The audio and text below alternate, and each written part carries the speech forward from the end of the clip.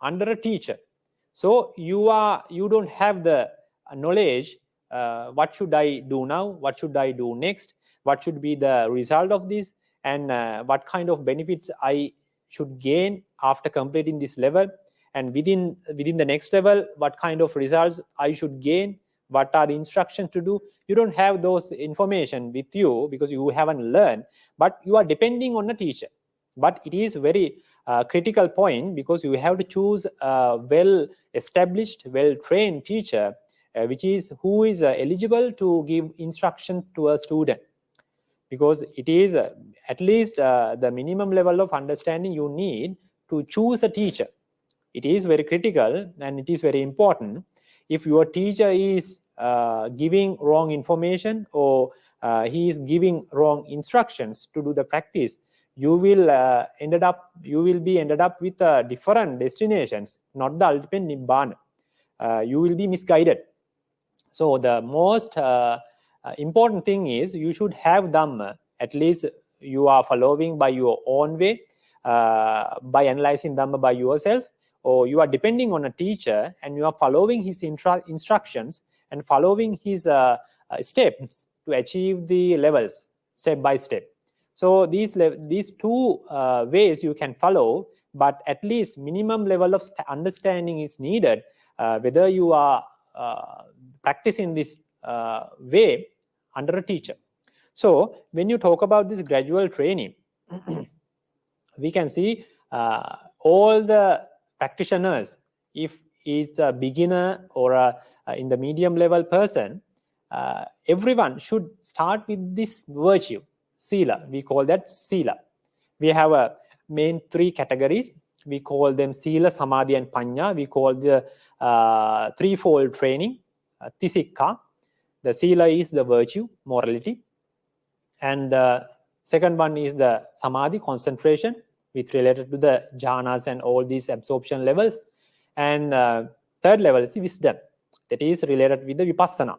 So these are the main three categories, main three levels, and all the other practices we can have so many classifications, but all these other sub classifications can be included in this threefold training.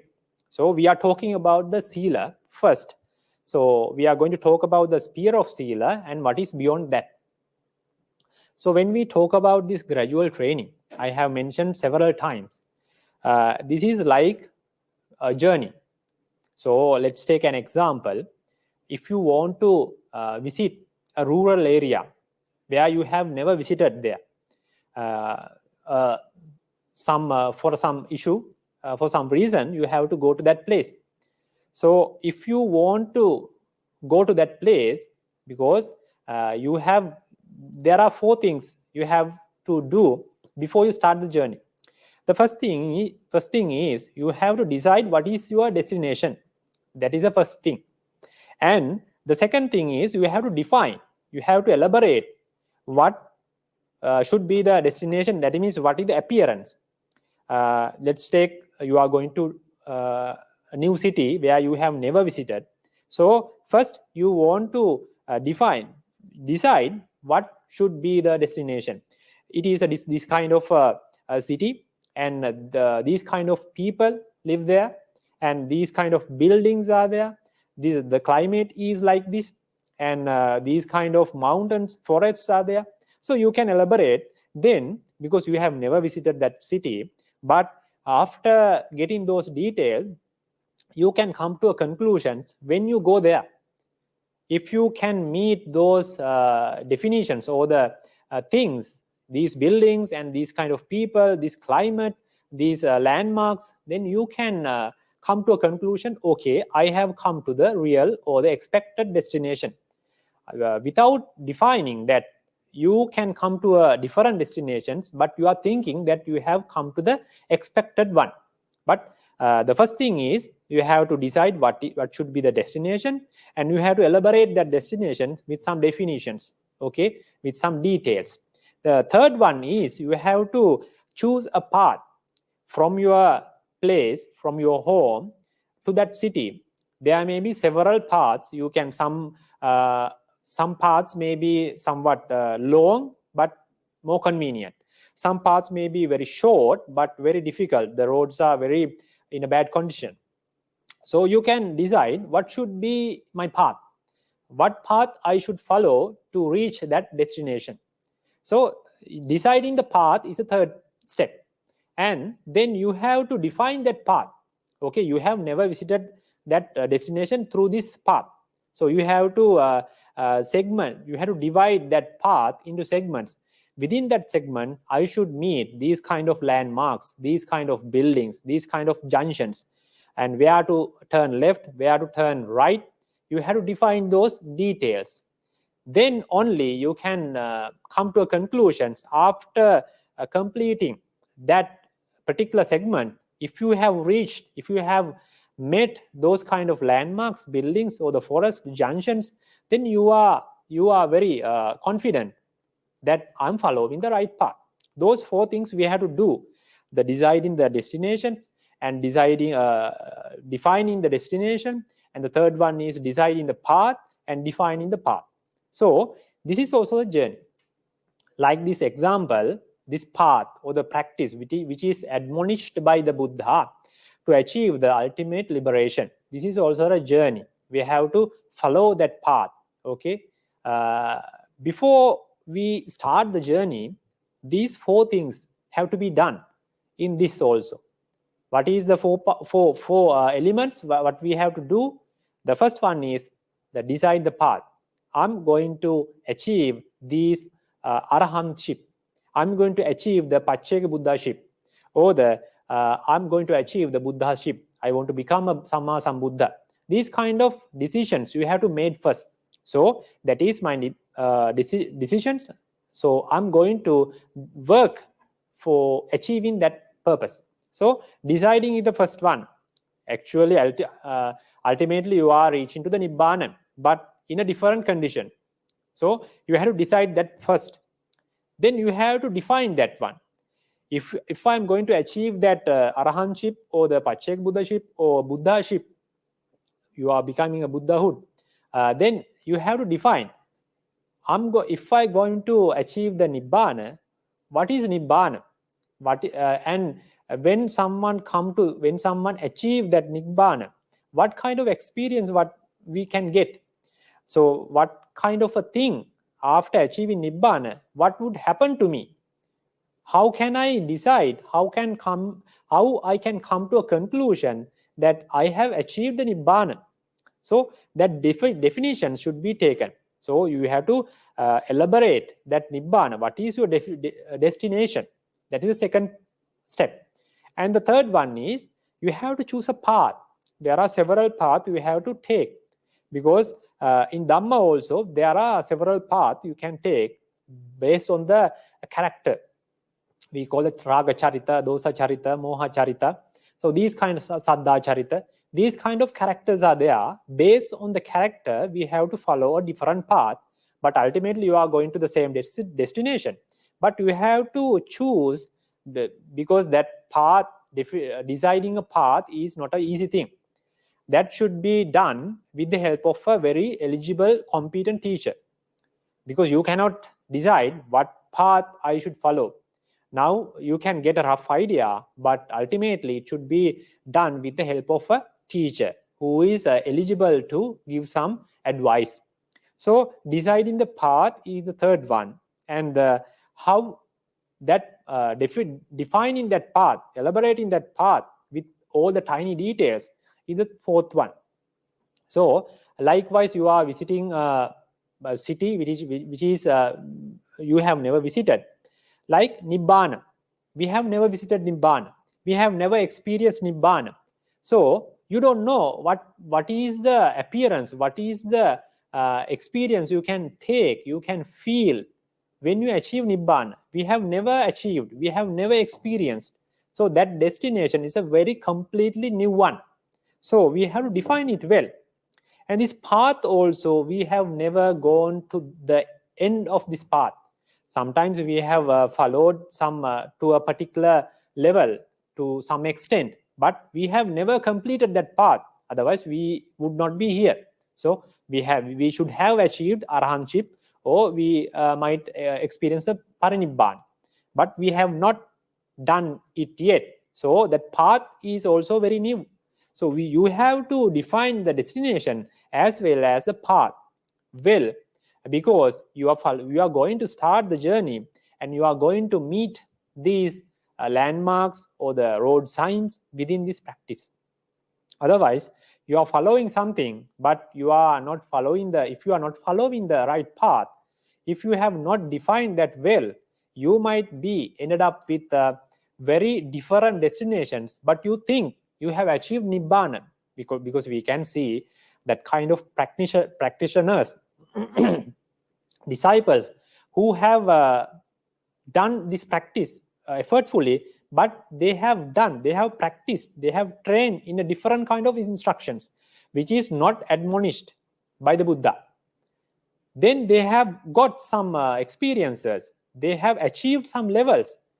Now they are thinking they have achieved, because they have come to the stream entry level, Sotapanna level, but they have never achieved that level. That is the thing, is they have not defined the destination well with the Dhamma, with the help of a teacher. They have not defined the path well with the help of Dhamma and a teacher. So that is very important, whether you follow the path by your own or whether you follow the path by the help of a teacher. That is very critical. And for everyone, before you begin the training, before you begin this practice, you have to at least achieve the minimum level of knowledge about the practice, about these levels of Nibbana, about the level of these supramundane results. Okay, otherwise you will be misguided and you will be ended up with a different destination, which is not the results you have to achieve by this practice. So when we talk about this gradual training, I want to talk about some sutta details. I have chosen a sutta called the Rathavinita Sutta, which is in the Majjhima Nikaya. It is actually a conversation between two great disciples, Venerable Sariputta. You everyone know who is Venerable Sariputta. He is the Agga Savaka and the foremost disciple in our sasana. And he got the title, who is the foremost venerable among the wise venerables, wise disciples. His wisdom is lesser than only than the Buddha. In this sasana, all the disciples have less wisdom than the Venerable Sariputta. And the other venerable is Punnamantani Putta, Venerable Punnamantani Putta. He is also got a title. He is the greatest Dhamma preacher. He can elaborate Dhamma well. So he is the greatest Dhamma preacher within the great disciples. He got that title from the Buddha. So these venerables, these venerables had a discussion about this gradual training. So Venerable Sariputta one day reached to Venerable Punnamantani Putta and asked, how so are you lived this holy life or the meritorious, virtuous life under the Blessed One, under the Buddha? He asked. Then Venerable Punnamantani Putta answered, yes, also this virtuous life is lived under the Blessed One. And then Venerable Sariputta asked the next questions. Also, your virtuous life is lived under the Blessed One for the sake of achieving the purification of the moral virtue. What is purification of moral virtue? Is the Sila Parisuddhi. So Sila Parisuddhi is the kind of a result we gain after improving our Sila, after improving our virtue. We can achieve some kind of benefits. That is called the Sila Parisuddhi, the purifications of the moral virtue. So Venerable Sariputta is asking, you are maintaining this virtuous life under the Blessed One for the sake of this Sila Parisuddhi. Then Venerable Punnamantani Putta answered, no, also I'm not, my virtuous life is not lived for the sake of this purification of moral virtue. That is not my ambition. That is not my complete goal by maintaining this kind of a virtuous life. What is Sila Parisuddhi? When you start to improve or protect kind of a Sila, it can be 5 precepts, it can be 8 precepts, it can be 10 precepts, or a monk or a novice, it can be a different set of rules, moral code. But you are achieving, but you are maintaining that Sila. Okay. Then after doing this effortfully for some kind of a for a period of time, then sometimes in the beginning it is very difficult to maintain this kind of a Sila. These rules, sometimes you will come to an end with the breaking some rules. So then you have to observe them again and you have to start it in the beginning. But after some period, when you are developing, improving this Sila effortfully, then you can feel that it is somewhat convenient for you to protect this Sila. So you can very easily protect these rules. So after having this kind of effortful training, then you will come to a very convenient, comfortable zone that your Sila is very stable. Your Sila is very established, because very conveniently, very easily, you can maintain this virtuous life. That is called the purification of moral virtue. It is not the improvement. When you are purifying your Sila, it is not the result yet. You are just under the process of purifying your Sila. That is not the result. Still you are in the process. But when you come to a certain level which is very stable with your Sila, with your virtue, with your morality, that is the result. It can be a different level with the characters, but if you can feel that it is now very stable, you are very convenient with the Sila, that is a result, that is a purification of the moral virtue. That is called the Sila Parisuddhi. So Venerable Sariputta asked, for that end result, if something can gain, if something can be gained by developing the Sila, that is a purification of the moral virtue. For achieve that level, for achieve that result, are you maintaining this virtuous life? Then the answer was no, because I'm maintaining this virtuous life not for that. So then the next question is, so then this purification of moral virtue is very foremost thing, because you have to achieve that level. Otherwise you are not stable. You can move to the next level, but you are not stable. Sometimes a very weak defilement can disrupt your path, your practice. Sometimes when you achieve some jhana, your Sila is not purified. You have never achieved the purification level of the expected purification level of the virtue, moral virtue. But you are moving to the next level and you are trying to achieve some jhanas, some levels of concentration. You can achieve some levels, but because your Sila is not purified, you have not achieved purification of moral virtue, very small defilement can harm you, can destroy all the results what you have achieved by the concentration. That can be happen. So this achieving this purification level, at least for the minimum level of the purification of this moral virtue, is very essential. How you can decide that I have achieved this kind of purification with moral virtue? We can see some results what you can gain from the by achieving this Sila Parisuddhi.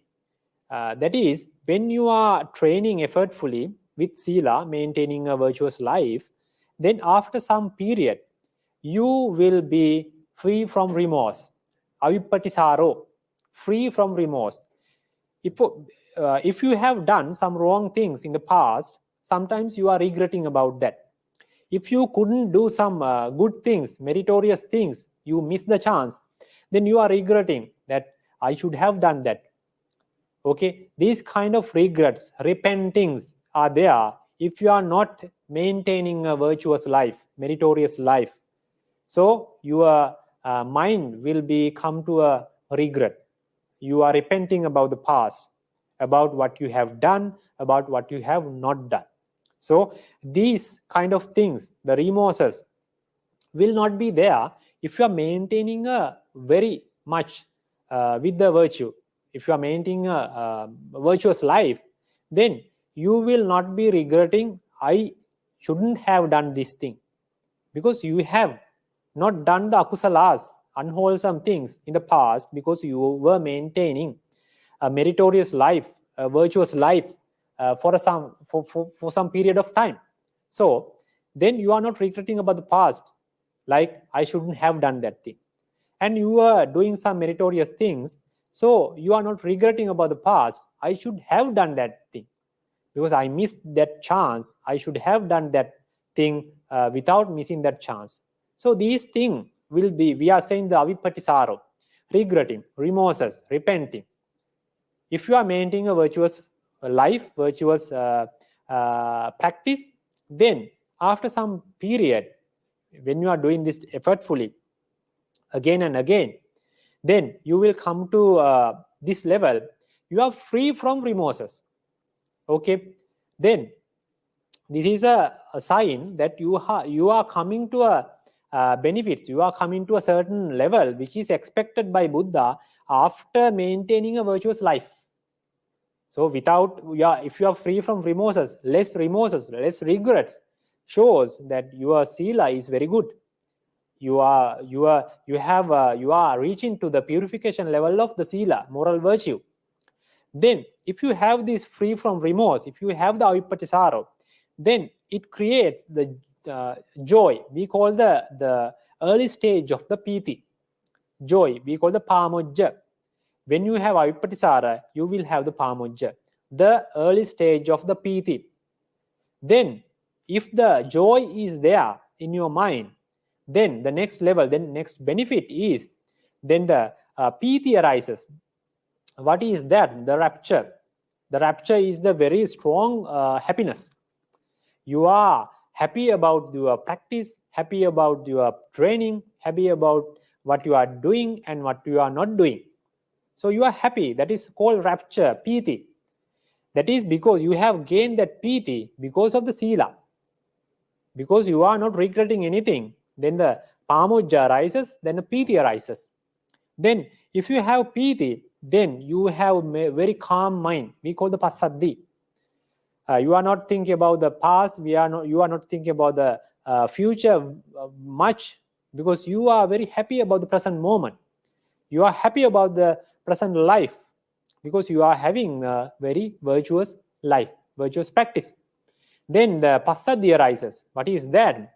The calmness about your mind.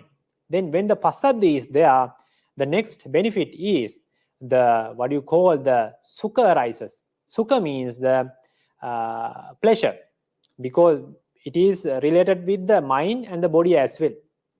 Sukha means you are in very comfortable situation. It is very comfortable with your body and with your mind. That is called sukha. And when sukha is there, your mind will be tend to the samadhi, concentration. So when you sit in a calm place, and when you are trying to focus on a particular object, it can be any kind of a meditative object, then it is very easy to concentrate your mind in that object. That is gained because you have avipattisara, free from remorses. Then you have got the joy, the pamojja. Then you have got the piti, the rapture. Then you have gained the passaddhi. Passaddhi means the what you call the some serenity, and you will gain the joy. You will gain the sukha, the pleasure. Because of these conditions, your mind is very eligible for to develop the concentration. When you are experiencing these kind of results, at the end of the virtuous life, then you can have an idea. So I'm reaching to a level of a purification of this moral virtue. So you can define this level by analyzing Dhamma well. But you have to achieve that level before you move to the next level. Okay, the Punnamanthaniputta, Venerable Punnamanthaniputta answered to Venerable Sariputta, for this result, what can be gained by a virtuous life, by maintaining virtuous life effortfully, you can achieve this kind of result, a purification level. That is not the purifying level. This is a purified level. That is why we call the purification of moral virtue. That is a very stable position, stable condition, what you can gain by developing the virtuous life. So the next question Venerable Sariputta asked from the Venerable Punnamanthaniputta, then also you are lived this meritorious or the virtuous life under the Blessed One for the sake of the Chitta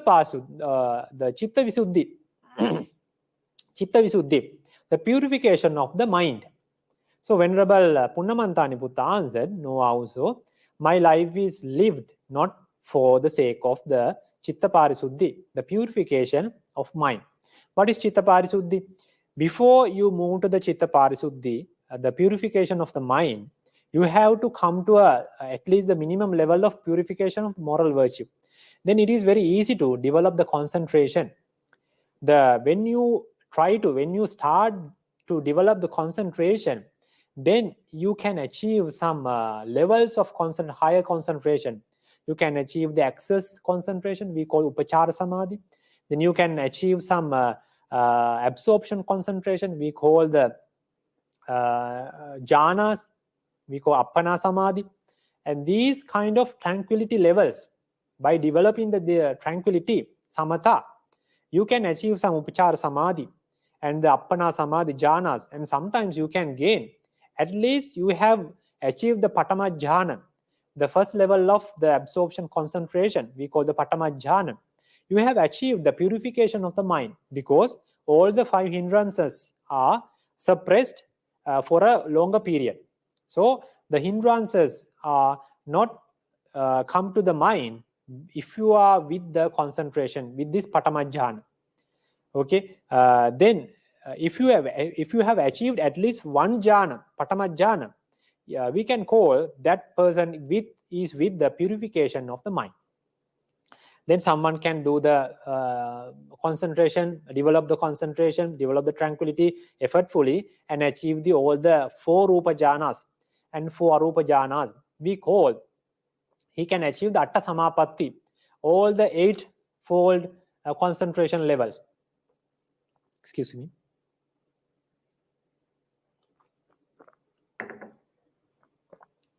Then sometimes after achieving the Atta Samapatti, all the concentration levels, he can achieve some abhinyas. They are called the extraordinary knowledges and wisdoms and extraordinary powers. What you can do, so you can create something, you can walk on the sky, you can walk on the water, you can dive in the ground.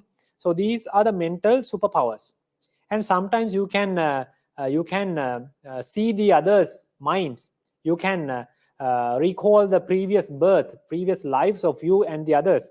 These are the super extraordinary knowledges. So these 2 kind of extraordinary knowledges and extraordinary the mental powers. So you can achieve by developing the Atta Samapatti and developing the abhinyas. So these are all belong to the purification of the mind, which is the Chitta Visuddhi. So Venerable Sariputta asks, you are maintaining this kind of a virtuous life for the sake of this kind of a Chitta Parisuddhi. Then Venerable Punnamanthaniputta answered, no, also that is not my goal, that is not my ambition, that is not what I expect from the this kind of a meritorious or the virtuous life practice. The third question is, also your virtuous life is lived under the Blessed One for the sake of the Ditti Visuddhi, the purification of views. Because we have, the answer was no also, that is not my ultimate target. That is not what I expect from this kind of a practice. What is Ditti Visuddhi? What is the purification of views? When we discuss about that, that we have a set of views. Some are right views, some are wrong views. The main view is we have a understanding, we have a view that there is a self, there is I, and there is my mother, there is my father, there is my family, the family members, and there is my children. So these kind of, there is a person, there is I. Then we all have that self view. Okay, we call Atta Ditti. There is a wrong view because it is actually not there. There is actually no self. There is zero. That is empty with a self. There is no person. But we don't have, we can't come to that stage, that level, by just thinking there is no self, there is no I. We have to contemplate about these things. What is actually there? What is actually in this body? What is actually mind is? How can I think? How can I work? How can I eat? How can I walk? These kind of things are done. In which way? So we have to, because that is why we come to a conclusion. Okay, there should be a I, there should be a person, there should be a self. That self is doing all these acts, all these things. So it is easy to come to that kind of a conclusion, but it is not right. That is a wrong view. So by developing this kind of a practice, now we have moved into the wisdom category. The first level of wisdom category is this purification level of the views. Actually, purification of wrong views. We are clearing, we are purifying our views. We are come to the correct view. So this is kind of a thing we can, because you have to understand the purification of mind, purification of views is the end result of this segment, of this level, particular level. So while you are purifying your views, you have to do a lot of things. You have to learn about namas. We call the materialities, corporeality. We call the rupa, the corporeality or the materiality, and the namas, the mentalities. What is consciousness and what are the mental factors? Those are the namas. These are the main two segments in this body, and what we call the consciousness.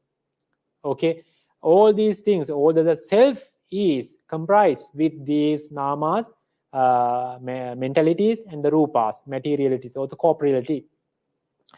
Other than these things, there is no person, there is no self, there is no I.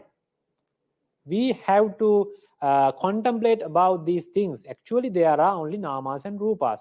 They arise, then they come to end, and they vanishes, and they vanish, and a new set of namas, new set of rupas arise.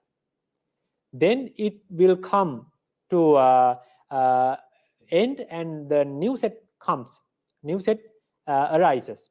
And this is happening like generations and will not come to an end.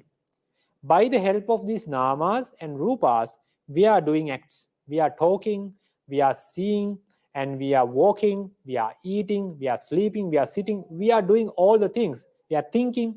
All these things are done with the help of the namas and the rupas. We have to contemplate about these things. Then, after some period, you are contemplating effortfully about these namas and rupas. Before you start this segment or the level, you have to know about what is namas. There are different set of elements in this nama category. There are consciousness, there are different levels of consciousness, and there are mental factors we call chetasika. There are few number of chetasikas. There are a few number of chetasikas. We have to learn about these things. What are the names of the chetasikas? What are the qualities? What are the characteristics of these chetasikas? And you have to learn them very in a detailed manner. Then only you can start this contemplation. Otherwise, what you are going to contemplate about namas and rupas, just thinking about namas and rupas will not come to an end, will not give a result. Then you have to contemplate in detail about these namas and rupas. Then while you are purifying these things, when you come to a certain level, when you have developed to a very good level, then you can come to a very stable conclusion. Very clearly you can experience, it will be understood well. Okay, surely there is no self. Surely there is only namas and rupas here. There is no other than the namas and rupas. We are thinking that there is a self, but it is not there. It is not like that we are thinking today. It is a knowledge. We call the vipassana jnana. It is kind of a knowledge what we are taking, what we are achieving by developing the vipassana. This is ditti, vishuddhi, is a result of a vipassana. And it is a vipassana jnana, insight knowledge, what you have achieved by the penetrative insight meditation. So what is the result? The purification of views. Then you at the result you are having, there is no I, there is no self. Only the namas and rupas are there. So this is a process of namas and rupas. That is a very stable, and you can eliminate the sakkaya ditti. Actually, it is not eliminated completely, but you are suppressing for a longer period. It will not come to the surface level, and you are not thinking as a person, you are not thinking as a self, you are not thinking as I, because you have achieved a knowledge which is called the ditti visuddhi, purification of views. Then Venerable Punnamanthaniputta answered, that is not my ultimate target.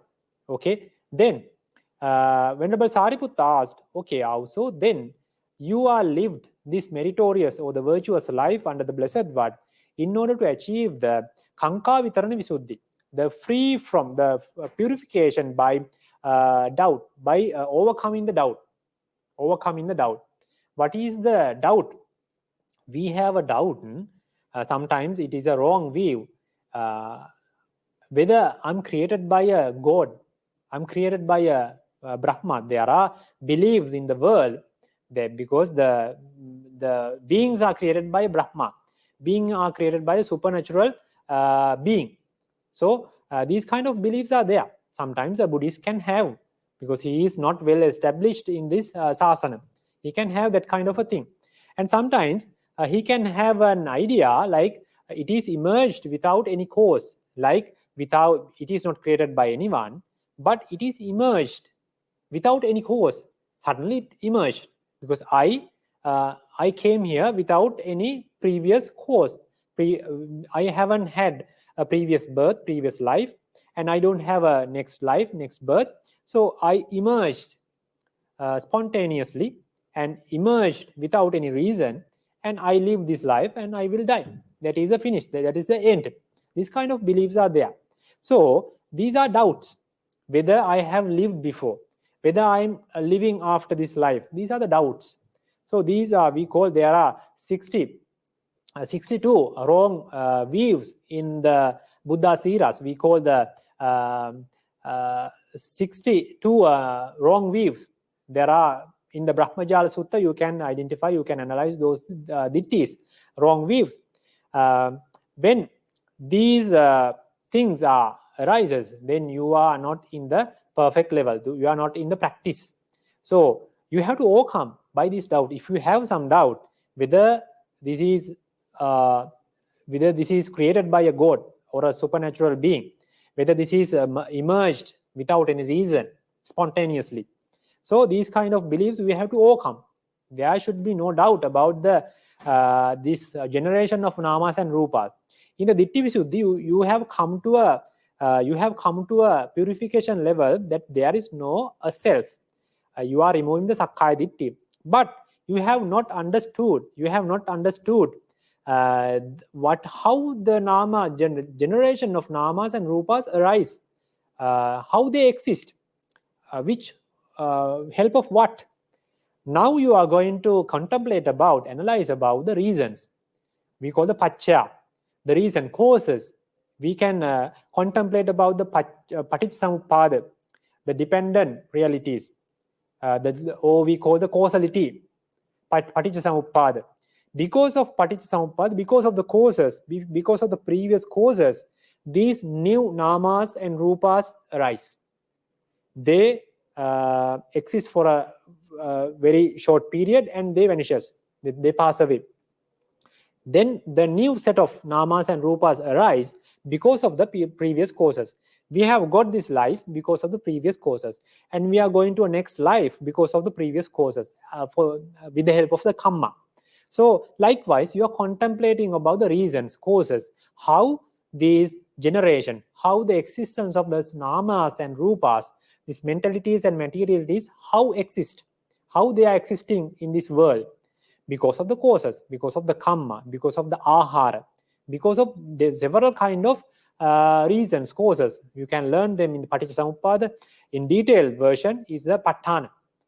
If you learn Patthana, there are various kind of reasons which is helping to emerge new realities, namas and rupas. So when you are developing this, when you are contemplating, when you are developing this insight, penetrative insight meditation, that is, you are purifying your doubts, you are overcoming, you are in the process of overcoming from the doubts. You have not come to the end. But after doing this penetrative insight meditation to a certain period, then you come to a level, what we call the result, that is the purification of the purification by overcoming doubts. That is a Kanka Vitarana Visuddhi. Purification by overcoming doubts. That is the results of that particular segment. We are in the fourth segment, fourth level. We are talking about the fourth level. What is the result of the fourth level? Is the purification of the purification by overcoming doubts. That is the Kankavitana Visuddhi. Venerable Punnamanthaniputta answered, for this Kankavitana Visuddhi, to achieve that, I'm not maintaining this virtuous life. That is not my end result, but that is not my target. That is not my final achievement. I'm expecting by maintaining this kind of a virtuous life. Then Venerable Sariputta asked, okay, also then your life, this virtuous life is lived under the Blessed One for the sake of achieving the Magga Jnanadarsana Visuddhi. What is Magga Amagga? There is a purification of knowledge and vision about the path and what is not path. Magga is the path, Amagga is not path, the wrong path.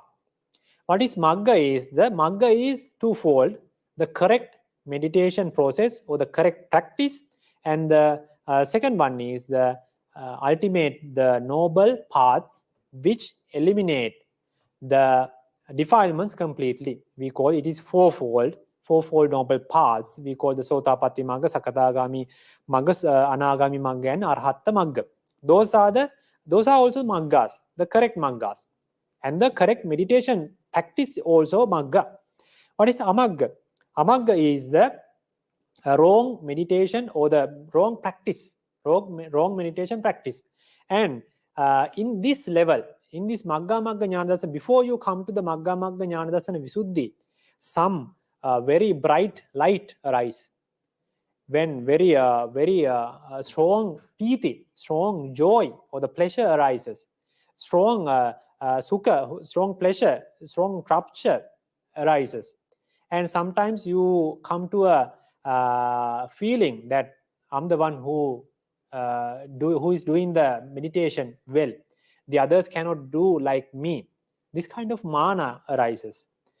These things we call the upakkilesa, because they are very close to the practice. Like you can feel them like a result of this meditation process. But you have to understand these.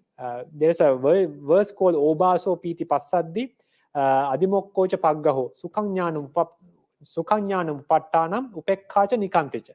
These are tenfold things. Some are defilements directly, some are objects for the defilements. So these arises only who have achieved the Ditti Visuddhi and the Kankavitana Visuddhi. Then this person will experience a very bright light, very good rapture, strong rapture, and very good passaddhi, serenity, very good sukha, very good pleasure. These kind of things, sometimes he get the attachment to the vipassana, what he is doing. I'm the one who does the meditation well, the others cannot do like me, I'm the highest person in the meditation. These kind of attachment can happen towards the meditative process, what you are training, what you are practicing. These are called the upakkilesa, very close to the practice. And these arise only for the one who have achieved to a very good level of vipassana, not for the ordinary person, not for the who begins the meditation process. This is in the middle. We are in the fourth level, magga magga jnana dassana visuddhi. So in this fifth level, you will experience these kind of things. Sometimes you will be going far away from the meditative practice. You cannot achieve the noble paths by training the correct path. That is, you have directed to the amagga, the wrong path. But you have to contemplate well this, the strong piti, strong obhasa, the strong light, and the strong pleasure, strong joy. These are the attachment towards the vipassana. These are upakkilesa, or the object for the upakkilesa. These are not the results of the vipassana. So I should not focus on these things, and I should focus about the contemplating about the namas and rupas like anicca, dukkha, anatta, like impermanence, suffering, and non-self. So these kind, you have to focus on these things. Then you will come to a result that you can divide with, this is the wrong path, I should not go in that way. This is the correct path, I should follow that way. This is the result of this level we call the magga magga jnana dassana visuddhi, and it is the purification of by knowledge and wisdom about path and what is not path. When you come to this level, you are very stable, because beyond this level the defilements will not arise. If you are doing the effortfully the vipassana, the defilement, this is the final stage, you will the defilements will bother you, will disturb you. And if you can overcome by selecting, by deciding the correct path, by identifying the correct path, then these defilements will never arise if you are doing the vipassana continuously, effortfully, until you achieve the noble path. This is a very higher level of knowledge, vipassana knowledge. So this is the result. If you have identified the correct path by overcoming these kind of upakkilesa, then you have diverted, you have chosen the correct path, and you are trying to continue on that path. You are in the safe zone. That is the result. That is not purifying. That is the purification level. Purification of knowledge by knowledge and wisdom about the path and what is not path. Then, but Venerable Punnamanthaniputta said, this is not my end result. I'm not expecting only this one. I have more expectation about this path. Then Venerable Sariputta asked, okay, then you are lived your virtuous life for the sake of achieving the Patipada Jnana Dassana Visuddhi. So this is the purification by knowledge and wisdom about the path, about the practice. It is actually ninefold. We call the Navamaha Vipassana Jnana. There are, we call the Udayabbe Jnana, we call the Bhanganupassana Jnana. Udayabbanupassana Jnana is a knowledge of arising and passing away. This is a matured one. This is matured one, and it will not be disturbed by the upakkilesa or the defilement, because we have suppressed those defilements by the previous level. So Udayabbe Jnana, and the next one is Bhanganupassana Jnana.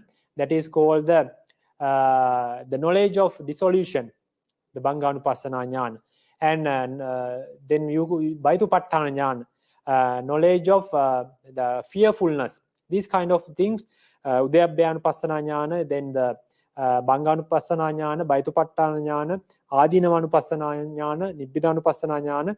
These kind of 9 levels, 9 knowledges actually, Vipassana jnana, knowledges, you have to achieve within this segment, within this level. It is a very high level of Vipassana, high level of insight, penetrative insight meditation, because it is not disturbed by the defilements. You can achieve the higher levels of knowledges. This is very, because you are very close to the supramundane results, transcendental results. You are very close for the achieving the Nibbana, Sotapatti Magga.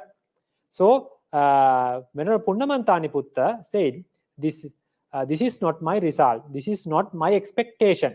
My virtuous life is not for that.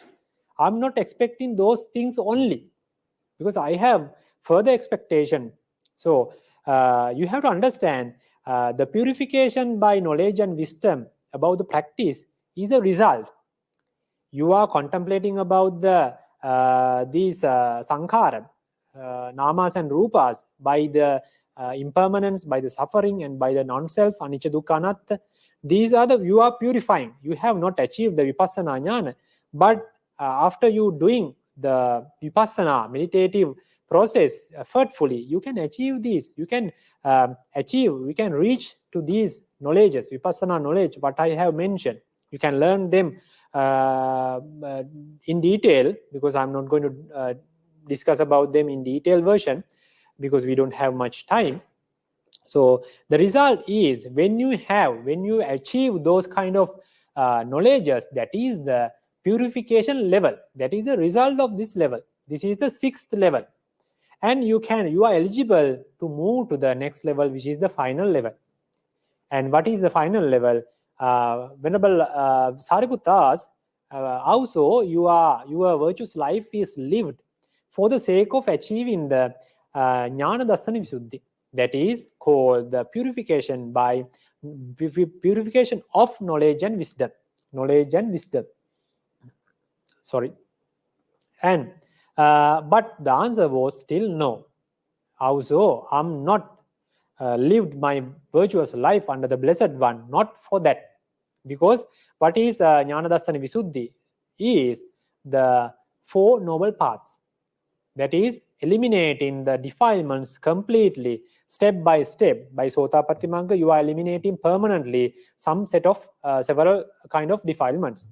Then the next level, you have to do the Vipassana again, then come to this level, and you are eliminating, you are suppressing some very strong defilements. And from the Anagami Magga, we call the non-returner path, by the Anagami Magga, you are eliminating permanently some set of defilements. And from the Arahatta Magga, path of the Arahant, you are eliminating all the defilements which is remaining in your mind. Those are the supramundane results, supramundane path actually. You are achieving supramundane results by achieving these paths. So we call them the supramundane or transcendental paths, 4 noble paths, Arya Magga. So we call them, if you have achieved, while you are practicing this until you achieve the Sotapatti Magga, we are not telling that you have achieved the purification of knowledge and wisdom, because you are in the process of doing that.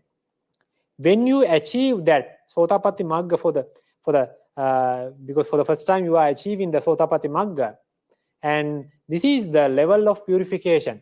This is the result actually, but you have to do 4 times to achieve the other levels, other paths also, because you cannot achieve the all the 4 paths at once, because it has to be done gradually. So this is the way. This is the 7th path and the last segment, last level, until you achieve the Nibbana. But the answer was no. Also, I'm not lived my virtuous life for the sake of achieving this Jnana Dassana Visuddhi. I'm not living to achieve these Maggas, 4 Maggas, 4 noble paths. Then Venerable Sariputta asked, also, then what is your purpose? What is your expectations? You are saying among these 7 purification levels, what we call Sila Visuddhi, Chitta Visuddhi, and Ditti Visuddhi, Kankha Vitarana Visuddhi, and Magga Magga Jnana Dassana Visuddhi, Patipada Jnana Dassana Visuddhi, and Jnana Dassana Visuddhi. Among those 7 levels, this is the main foremost classification about this practice. This is our practice. This is the gradual training, what I have mentioned in the beginning. Gradual training, gradual improvements, and the gradual results. So among these, all the segments, you are saying, these are not my expectation. And what is your expectation? Then he answered, when Punnamantani Putta answered, also, I'm maintaining this kind of a virtuous life, brahmacharya, in order to achieve, not for these 7 levels. I'm expecting to achieve the ultimate nibbana, which is not with the clingings, which is called in Pali anupadisesa parinibbana. Anupadisesa parinibbana thaya ko also bhagavati brahmacharyang ussati. That means also I'm maintaining this kind of a virtuous life in order to achieve the anupada parinibbana, in order to achieve the ultimate nibbana, which is without clingings, which is without these kind of upadi, or the kilesas, or the defilements, or these clinging. So that is the ultimate expectation. Because what is anupadisesa parinibbana? When someone become an arahant, he is still not come to the anupadisesa parinibbana, but he is completely free from defilements, because he have completely eliminated the next life. So until the death, until he die as a arahant, he has to live, he has to suffer with some diseases, he has to suffer with the age, he has to suffer so many kind of physical sufferings, because he doesn't have the mental sufferings, because defilements are not there. He is free from mental sufferings, but he has this body, because it is given by not this life, it is given by the previous karma, what we have done in the previous life, or before the previous life, in the previous samsara. It is a result of a previous karma. So achieving the arahantship will not eradicate this body at once. So you have to wait until this body come to the end, until this life come to the end, because this life is a result of the past karma. So you have to wait until the result of this past karma come to an end. So until that level, the arahant even waiting for the anupadisesa parinibbana. What would happen when someone achieved the anupadisesa parinibbana? There is nothing. When an arahant come to the death, when an arahant dies, then there is nothing is remaining, no any aggregates, because within these 5 aggregates, rupa vedana sanya sankara vijnana, nothing will go to the next life, because there is nothing called next life for the arahant. So he come to an end of the samsara. That is the final or the ultimate expectation of an arahant. That is what is mentioned by the Venerable Punnamantani Putta. That is what we have to understand. What is the sila there? So we have understood what is the sila. It is the foremost level. That is the first level. But after that, what kind of things what we have to improve? There are so many levels after that sila. So what we have to understand, that sila is the foremost thing. That is true. Without sila, we cannot develop the higher levels. We cannot achieve the higher results in this asana. It is like the foundation of a building. Without a foundation, you cannot build a skyscrapers, without the high-rise buildings, without having a strong foundation. Likewise, without having a strong foundation with the sila, you cannot build your practice with higher levels, like Chitta Visuddhi, Ditti Visuddhi, Kankha Vitarana Visuddhi. These kind of levels you cannot build on that sila foundation if it is not strong. You can build a skyscraper or the high-rise building without a very weak foundation, but in a certain level it will collapse. Likewise, if your sila, your foundation is not well strong, you can develop concentration. That is true, you can develop, but small defilement can vanish, can destroy all the results what you have gained. There are stories in the commentaries in the Pali Canon also who have achieved those high levels of concentration by small defilement. It will destroy all the achievements of the concentration. That is happen because your foundation is not well enough strong. That should be done, but you should not stick into that range, because you have to develop, you have to maintain, you have to develop that sila to a certain extent, and you should move to the next level. Then within that next level, you have to improve yourself, and you have to develop, and after achieving them some benefits or the results, then you have to move to the next level. Likewise, you have to follow this gradual training which is admonished by Buddha. Otherwise, you cannot come to the higher levels. You cannot achieve the higher results, and ultimately the supramundane results. Okay, so the sila is the very foremost things. When you compare with the concentration, it is very low level. Buddha is also mentioning apamatakang, silamatakang, apamatakang, oramatakang, silamatakang. When you compare with the samadhi concentration, it is very low level. It is very basic. When you compare the wisdom with the concentration, it is also very low, because you cannot achieve anything by sila, which should be achieved by the samadhi. Let's say access concentration, absorption concentration, or jhanas, or the abhinyas, you can never achieve by sila only. You can never achieve, because it is a different function. You have to do the tranquility, you have to develop the tranquility, you have to do the samatha meditation in order to achieve these absorptions in those abhinyas. But even though you have atta samapatti, even though you have the abhinyas, it is the supreme level of concentration, when you have abhinyas, superpowers. But you can never achieve single wisdom, single vipassana knowledge by that atta samapatti. You have to develop, you have to improve the wisdom, you have to do the penetrative insight meditation. That by use that only you can achieve the single, very basic level of knowledge of vipassana. Because it is a different function. Wisdom is a different function, concentration is a different function, sila is a different function. But sila is a very basic thing. Then you have to develop the samadhi, and you have to achieve the chitta visuddhi. Then you can move to the wisdom, the other 5 segments, 5 levels. So that should be understood, and I think you can you could grab some information about this gradual training, and you should not stick to the sila. You have to go beyond that sphere of the sila. You have to go beyond of the concentration. You have to achieve the higher levels. Otherwise, you are not a true disciple, which is Buddha expected by within this gradual training.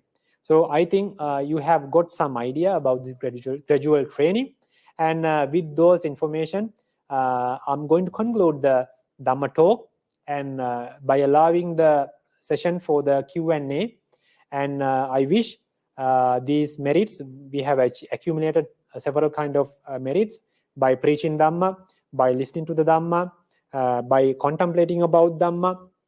These are very high level merits you have accumulated throughout this 1 hour. So these meritorious things, merits, will be a cause. I wish all of you may have these merits, and this will be a great cause, a strong cause to achieve the ultimate bliss of Nibbana for all of you, as you are expecting to achieve.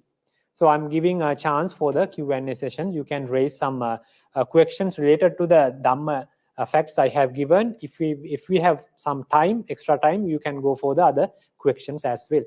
Okay.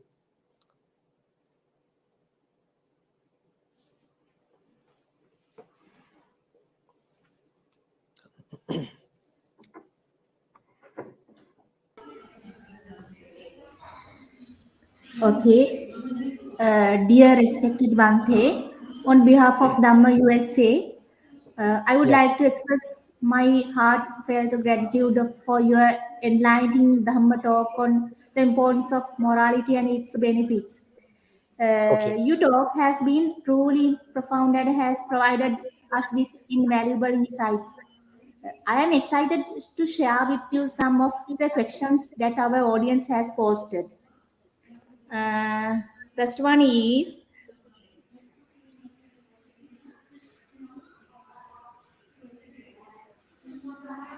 how universe was created ACC to Buddhism. Sorry, I couldn't get the idea completely. Some disturbance. Can you read out the question again?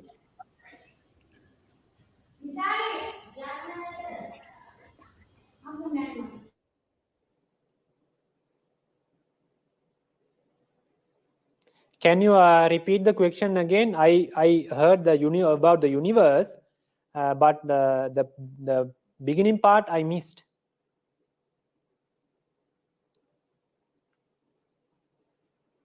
The question is, how does morality impact personal relationships? How does morality impact personal That relationships? is the morality. That actually it affects the personality. When you compare with the family, when you compare about the company or the institute where you work, or you might have a business, your own business or a shop, and you are dealing with your relatives. And for a kid, he is working with the students, friends, and in the school or the classes. This morality is very essential, because by protecting the sila, by having a virtuous life, you are allowing the other person or the other persons around you having a comfortable life. Let's take one person. Let's take a murderer who kills person, and one day you have to sleep in one room with that person. Can you sleep comfortably with that person? No, because we know he is a person without morality. Then for a second you will not go to sleep, because when you just soon after you go to sleep, that person can kill you also, because he is a killer. He has killed several persons, because you know that person doesn't have a morality. He is not maintaining a virtuous life. So that make you uncomfortable. Let's make an example for your family. You have a husband and wife, you have kids, okay, you have parents, okay, these relatives or the family members. If you are not a virtuous person, sometimes you are losing, you are not giving that chance, that comfortable level, condition, comfortable environment for your husband or the wife. You are not giving that comfortable zone for the kids, for the parents. Because if, let's say, you are a virtuous person, then your wife or the husband is trusting you, because he knows, or she knows, that this person will not do bad things, because he is a person with morality. He protects these kind of rules. He will not go to the other men. She will not go to the other men. He will not go to the other women. So this is a basic level of morality which gives the comfortability for the other family members, your relationships. I think you can the thing is, the morality is, you are giving the peace for the others. You are developing a very good life. You are accumulating so many merits. That is true. It is the foremost benefit you are achieving by the morality. But think about the others around you, your family, in your company. If the company owner is a virtuous person, if the laborers or the subordinates or the superiors are a virtuous person, you are very free. You are very comfortable with that environment, because you know you can put your purse on the table and go somewhere, because you know no one will steal my money with in my purse. You can keep anything, your mobile phone or your laptop, in somewhere, if you are sure. Because when you go to a temple, you are very comfortable, no? Because you know thieves are not there. Only the monks live there, because they are not going to steal your stuff. Because you can keep something next to a monk and go somewhere and come back. It will be there as you kept there. That is the secondary thing what you can get, you can achieve. Actually, it is you are giving for the others. That the peaceful thing, the comfortability for the others, that affect for the relationships. Yes.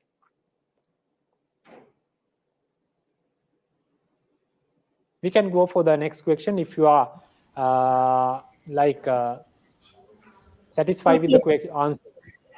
Okay, Bante. We go to next question. Yes. How universe was created according to Buddhism? Universe, the whole universe. That is actually that is, we know our thing, because there are suttas which is elaborating how this Chakkavala, our universe, or we call this our world, our earth, how it is created. It is in the actually elaborated by the Buddha himself. But he is not talking about the universe, because it is actually not related with the practice. The thing is, Venerable Moggallana, he wanted to come to an end, to reach to the and go to the end, and how it is created and how the end appears. Okay, he wanted to do an experiment, analyze this thing, but he never came to an end, and the Buddha asked him to come back. That is actually that is actually understood by Buddha only, because the information about the universe, how it is created, and some facts are there, how the universe begins and how it exists, and how it come to a stable position, and how it going to decay, and how it going to vanish, and then again it will arise, it will emerge with some reasons, and how the beings come to that earth, how come to this world, and how the mankind is began. These kind of things. But actually you can say with the namas and rupas, actually the world is totally created by the rupas. We call the corporeality or the materiality. There are 28 rupas. Within these rupas, which is not for the living, there are a few rupas which is only for the living beings. For the non-living beings, or the material things, the physical things, there are rupas. We call the Utuja Rupa, Uturupa. These whole universe is created by this. But if you are explaining the beginning of the world and the ending of the world, it's a descriptive explanation. I think we cannot go for that kind of a big explanation now. Actually, it is not related with the practice. That is why Buddha is admonishing not to go to explore about the universe or the world. That is a different thing. You should not go for that one, because it is not related for the practice to achieve without any tiny detail about the world or the universe. You can achieve all the result in this practice without any detail about the universe. That is why Buddha is not giving those details, because they are unnecessary details.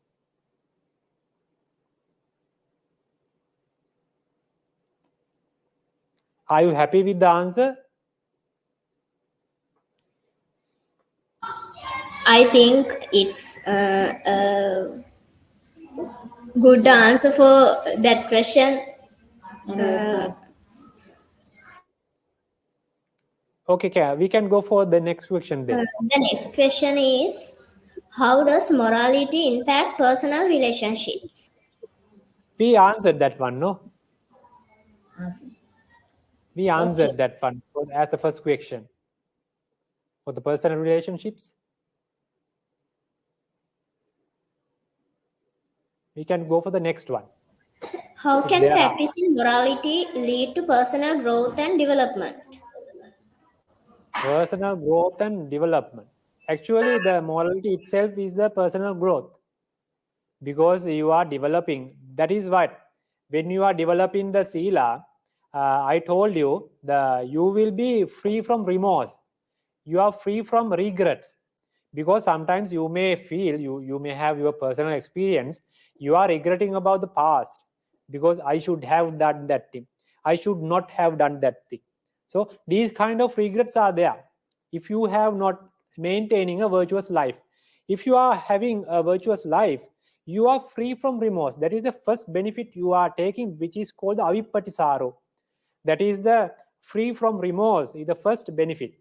Then when you have avippatisara, the pamojja arises. What is pamojja? The early stage of the piti, we call the joy.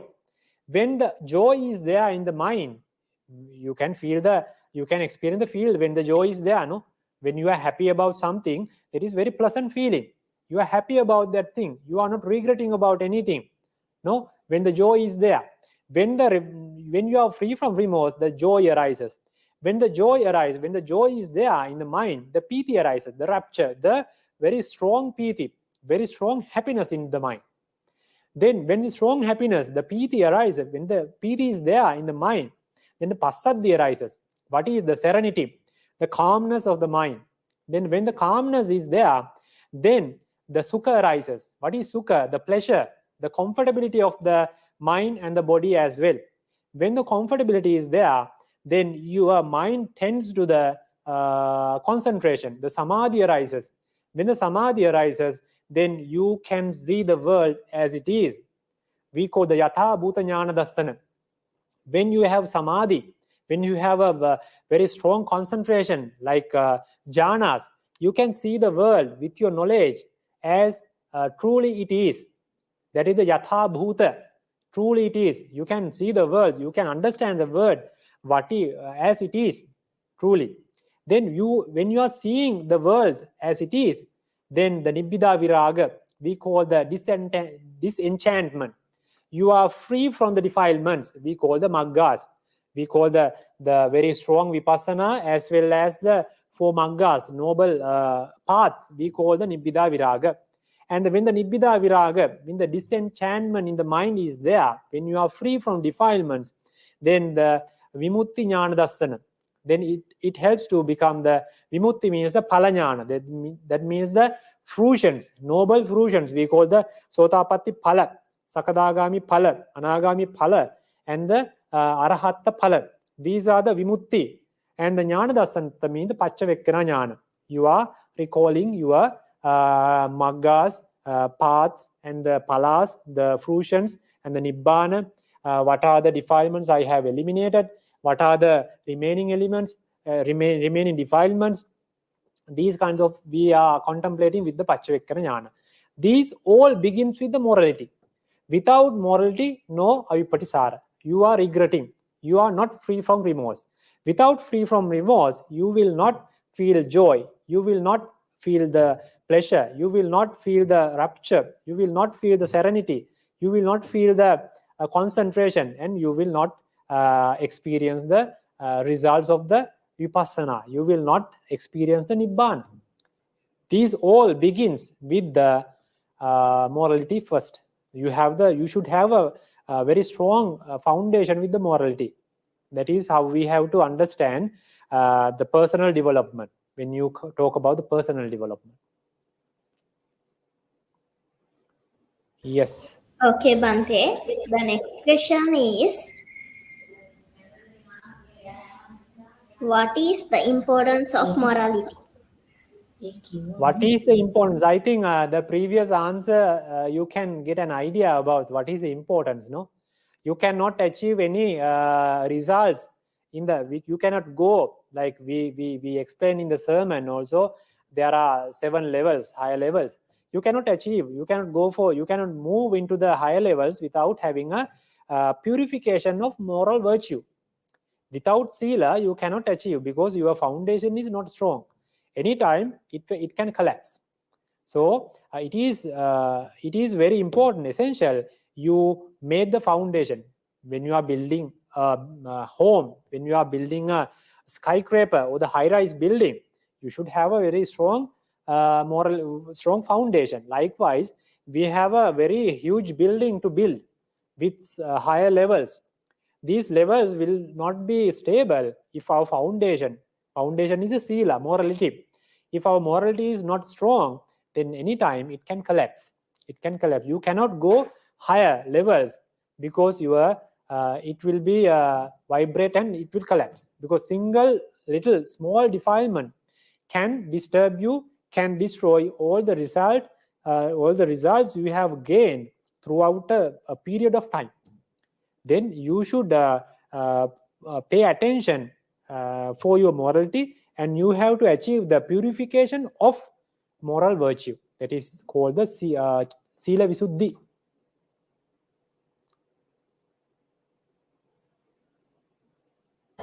Yeah, we turn to next question. What are some examples of moral virtues that are commonly valued in different cultures? I don't know what is meant by different cultures, but we have only one sasana. It is Sambuddha sasana.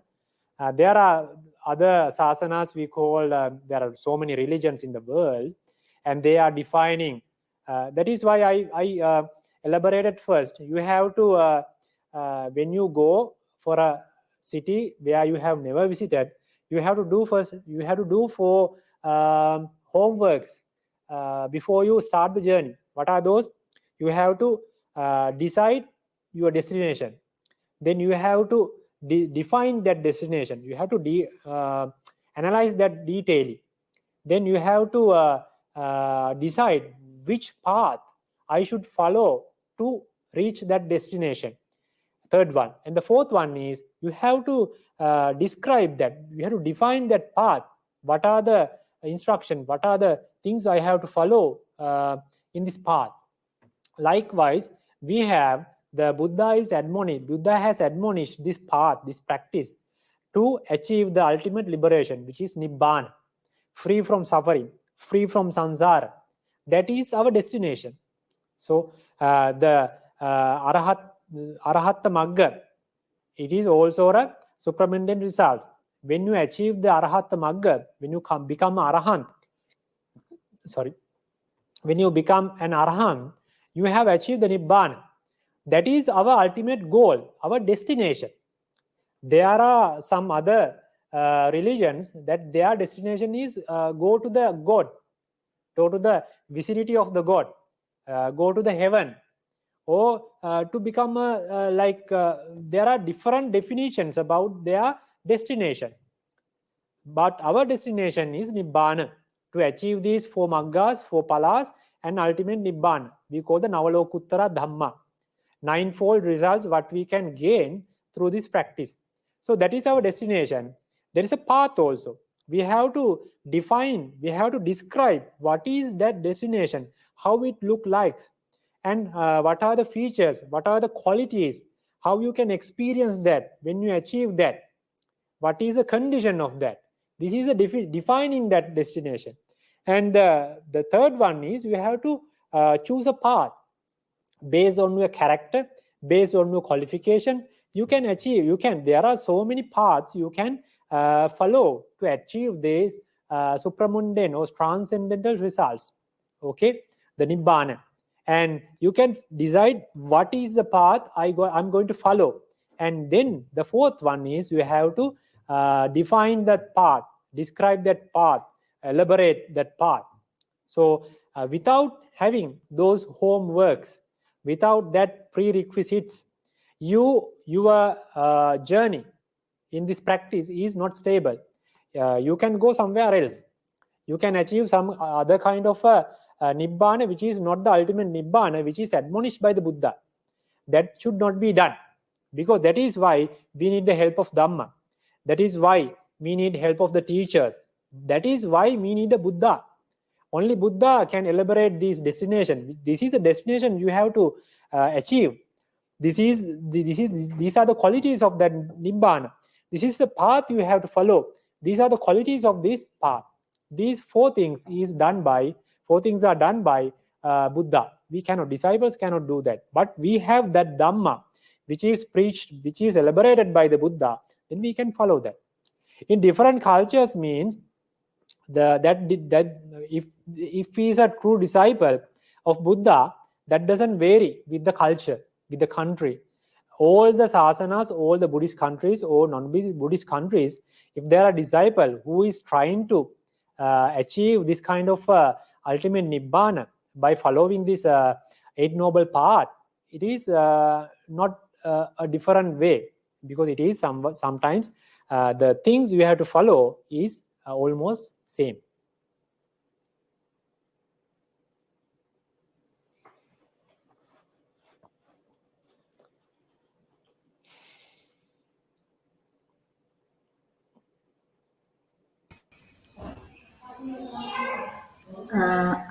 Our last question is, what are some benefits of practicing morality? Benefits I told. Practicing moralities, I told the basic benefits. Once again, I will recall those things. The first benefit is avipattisara, the free from remorse. You will not be regretting about the past, what you have done or what you have not done. If you have maintained a virtuous life in the past, now you can experience, you may have some few regrets about the past. That is because you have not maintained a virtuous life. You can go for a monk. If he is maintaining a virtuous life for so many years, as a true bhikkhu, as a true monk, and practicing well, effortfully, as per the admonishment of the Buddha, then you can ask, he may have few regrets than you. That is because of the sila. Okay, if you can go for another person who doesn't have any kind of a sila, and he may have so many regrets about the past. I have done these kind of things. I have not done these kind of things. So I should have done these things. I should not have done these things. So these kind of regrets will be there because he have not maintained a virtuous life.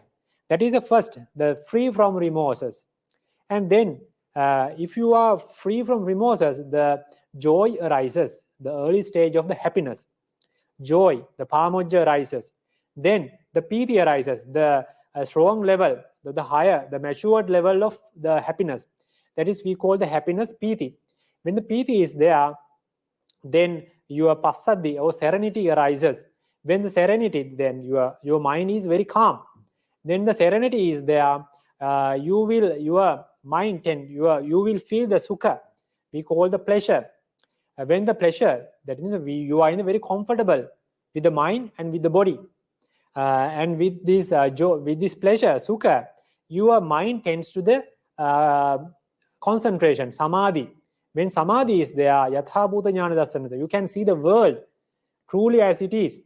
When you are see the world truly as it is, you can eliminate the defilements. We call the nibbida viraga. When you have developed, when you have eliminated the defilements completely, you can achieve the pala, the noble fruitions, and the paccavakkana jnana. Then you are a person who have achieved the ultimate bliss of nibbana. These are the basic results you can achieve by having a moral conduct, having a virtuous life.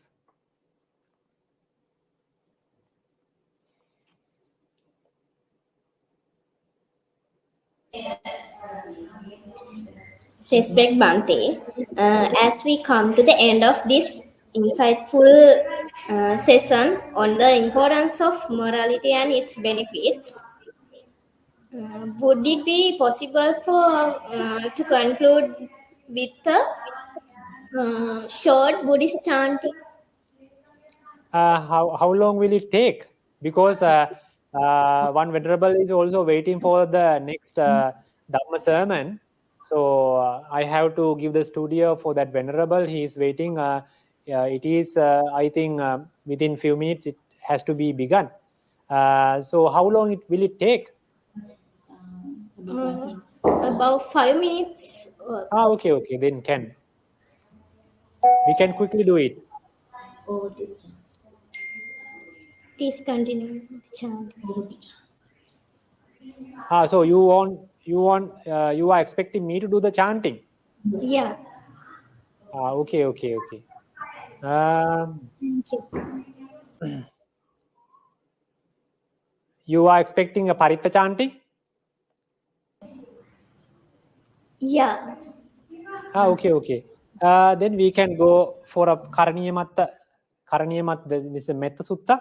So you can join with me also. So we are doing, we can chant together. Namo tassa bhagavato arahato samma sambuddhassa. Namo tassa bhagavato arahato samma sambuddhassa. Namo tassa bhagavato arahato samma sambuddhassa. Karaniya matta kusalena yantan santam padang abhisamecca. Sakko juca sujuca suvaco chassa muduvanati mani. Santussa koca subharoca appa kincoca sallahuka utti. Santimtriyoca nipakoca appa gabbho kulesu ananugidho. Naca khuddhan samacare kinciena vinyupare upavadeyum. Sukhino va khemino hontu sabbe satta bhavantu sukhitatta. Yeke chipana bhutanti tathavata varava anavasesa. Dighavāye mahantava majjhimarassa khanukatula. Ditthāvāye vaddintāye cha dure vasanti avidure. Bhūtāvā sambhavesi va sabbe satta bhavantu sukhitatta. Naparo parannikubbetha nāti mangeta katta chinang kanchi. Bhyārosana patighasanyānānya manyassa dukkha mincheyya. Mātāya thāniyam puntang āyusāyeka punta manurakhe. Evampi sabba bhūtesu māna sambhāvaye aparimānam. Mettanca sabba lokasming māna sambhāvaye aparimānam. Uddhang adhoca tiriyanca asambādhang averang asapantam. Tintan charanni sinno vāsayano vāyāvatassa vigatamidho. Etan sating aditteya brahmametang viharang idhamahu. Dittinca anupagamma sīlavā dassanena sampanno kāmesu vineya gedam. Nahi jātu gabhaseyang punareti. Etena sacca vaccena hotu te sottite hotu sambada. Etena sacca vajjena sottite hotu sambada. Etena sacca vajjena sottite hotu sambada. So I think we can conclude the Dhamma sermon.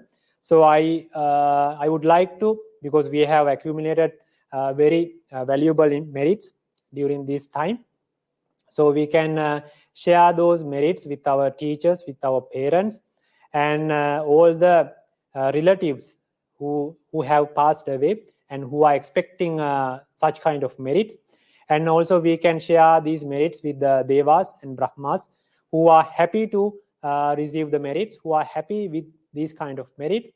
And also all the members in the audience, all the listeners, we all, these merits will be a great cause to achieve the ultimate bliss of Nibbana as we expect. So may the blessings of the triple gems with you. We can conclude the Dhamma sermon, and thank you for everyone.